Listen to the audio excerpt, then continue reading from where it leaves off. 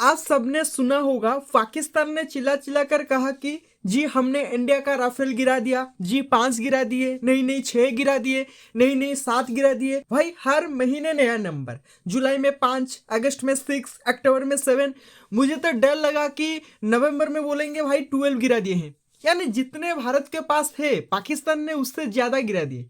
अब सवाल ये है कि पाकिस्तान ऐसा क्यों कर रहा था। Now answer is simple, marketing game. किसकी? अमेरिका के F-35 की। और खेल कौन चला रहा था? Donald Trump.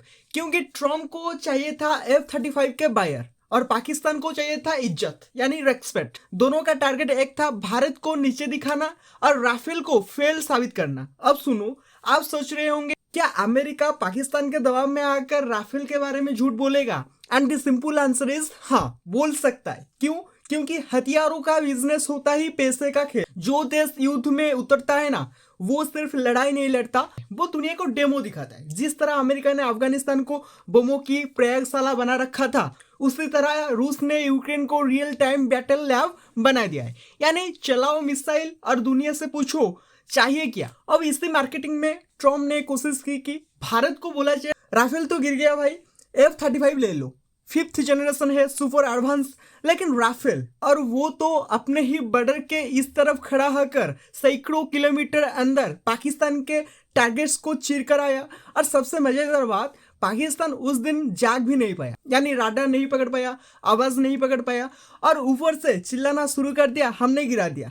सबूत कुछ भी नहीं। अब F-35 की बात करते हैं। देखो, F-35 एक 5th जनरेशन फाइटर जेट है, ये सच है। लेकिन असली सच्चाई ये है कि ये एक बहुत महंगा, बहुत जटिल और बहुत अनरिलायबल प्रोजेक्ट है। दुनिया भर में इसके क्रैश वीडियोस वायरल हो रहे हैं। अभी हाल में ही टच डाउन करते ही ब्लास्ट हो गया और इंडिया में डेमो देने के लिए आया तो क्या हुआ? केरल में अटक गया, उड़ ही नहीं पाया। और हमारे केरल टूरिज्म ने मजाक उड़ाते हुए पोस्ट भी डाल दिया, F-35 को भी केरल पसंद आ गया। मजाक अलग बात है, लेकिन इससे अमेरिका की छवि को बड़ा झटका लगा था। अब आप सोचो, अमेरिका इतना पैसा लगाकर एक फाइटर जेट बनाता है, फिर दुनिया को बेचने की कोशिश करता है और डेमो में ही फेल हो जाए, मतलब ब्रांड वैल्यू सीधी जीरो। अमेरिका सेल में था, उसे वायर चाहिए था, और इंडिया उसके लिए परफेक्ट टारगेट था। लेकिन इंडिया ने कहा भाई हमको ना राफेल ठीक लगता है, और यहीं से कहानी बिगड़ गई। ट्रम्प ने जितना राफेल की छवि धूमिल करने की कोशिश की, फ्रांस उतना ही चिढ़ता गया। फ्रांस के लिए राफेल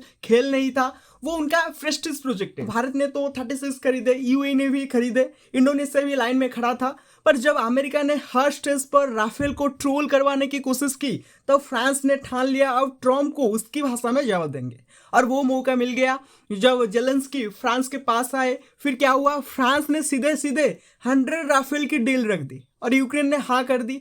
अब जरा सोचो, जो अमेरिका यूक्रेन को बार बार कह रहा था लो F-35 लो भाई, रूस पर अटैक करो, उसके ही सामने यूक्रेन ने राफेल खरीदने का फैसला कर दिया। ये सिर्फ इतिहास में दर्ज नहीं होगा, ये जेट इंडस्ट्री का सबसे बड़ा स्लैप है अमेरिका के ऊपर। यूक्रेन को चाहिए था एक ऐसा जेट जो अपने क्षेत्रों से लॉन्च होकर रसिया के अंदर डीप स्ट्राइक कर सके। अब बात करो F-35 की। F-35 की असली ताकत है स्टेल्थ, लेकिन स्टेल्थ तभी काम करती है जब सिस्टम स्टेबल हो, मेंटेनेंस परफेक्ट हो और लॉजिस्टिक मजबूत हो। पर सबसे बड़ा सवाल, क्या यूक्रेन को F-35 का इस्तेमाल करने देगा अमेरिका? Answer is no. क्यों? क्योंकि अमेरिका रूस को पूरी तरह उकसाना नहीं चाहता। वो मिसाइल देने में डरता है, लॉन्ग रेंज वेपन्स देने में डरता है, क्योंकि रूस खुलकर धमकी दे चुका है अगर यूएस ने डीप स्ट्राइक वाली मिसाइल दी तो उसके न्यू कंसिक्वेंसेस होंगे। अमेरिका डर गया, पलट गया, कुछ नहीं दिया, और यूक्रेन सीधे किसके पास आ गया? फ्रांस। फ्रांस ने Rafale F4, 8 SAMP T defence system जिसे कहते हैं, 6 लॉन्चर्स, एडवांस्ड फ्रेंच राडार और ड्रोन मैन्युफैक्चरिंग का वादा सब दे दिया। यानी जो कुछ अमेरिका ने देने से मना किया, फ्रांस ने पूरा ठोक ठोक कर दे दिया। अब जरा समझो, यूक्रेन को कौन सा वर्जन मिल रहा है? Rafale F4 standard. F4 में इतनी चीजें हैं कि रसिया के लिए खतरा बढ़ेगा ही बढ़ेगा। Improve sensors, 360 target awareness, smart weapon compatibility, AI based target computation, enhanced electronics warfare, deep strike availability, और सबसे किलर फीचर क्या? ये बिना दूसरे देश के टेरिटरी में घुसे दुश्मन के अंदर गहराई तक मार सके। ठीक वैसे ही जैसे इंडिया ने ऑपरेशन सिंदूर में किया था, और यही यूक्रेन को चाहिए था। अब देखो, ट्रम्प F-35 को इंडिया पर थोपना चाहता था। क्यों? क्योंकि इंडिया बड़ा मार्केट है, पाकिस्तान खरीद नहीं सकता, यूक्रेन बेच नहीं सकता। यूरोप पहले ही राफेल और यूरो फाइटर में बंटा हुआ है, तो ट्रम्प का बड़ा टारगेट था इंडिया, लेकिन इंडिया ने राफेल ले लिया। अब यूक्रेन ने भी राफेल ले लिया। तो अमेरिकन की भाषा में समझो F-35 officially overshadowed by Rafale. अब अमेरिका सऊदी अरब पर फोकस कर रहा है, सोच रहा है कि इन्हें बेच दे, लेकिन समस्या क्या है, यूएई ने भी राफेल लिया है और फ्रांस सऊदी को यही बोलने वाला है, देखो तुम्हारे पड़ोसी ने ले लिया है, F-35 तो टच होते ही ब्लास्ट हो जाता है, तुम राफेल ले लो। यानी अमेरिका की बिक्री फिर से फंस जाएगी। अब पाकिस्तान की बात करें, पाकिस्तान को लगता था कि F-35 आते ही भारत डर जाएगा, लेकिन हुआ उल्टा। राफेल की चमक इतनी बढ़ गई कि पाकिस्तान की नाक कट गई।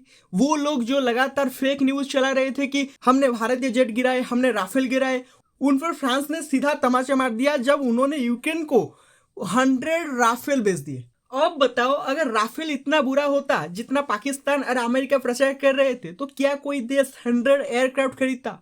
आप ही बताओ। युद्ध चल रहा है, 1363 दिन पूरे हो चुके हैं, नाटो बाल्टिक सी में ड्रिल्स कर रहा है, रूस लगातार नया एमओ टेस्ट कर रहा है, यूक्रेन नए मिसाइल सिस्टम इंटीग्रेट कर रहा है, मतलब दोनों एकदम तैयार मूड में है। युद्ध अभी रुकने वाला नहीं है। अब सवाल यह है कि इंडिया के लिए इसका क्या मतलब है। सिंपल, दुनिया ने मान लिया कि इंडिया ने सही फाइटर जेट चुना था। राफेल की क्रेडिबिलिटी अब ग्लोबल लेवल पर साबित हो चुकी है। F-35 का ओवर हाइप्ड मॉडल अब एक्सपोज्ड हो चुका है।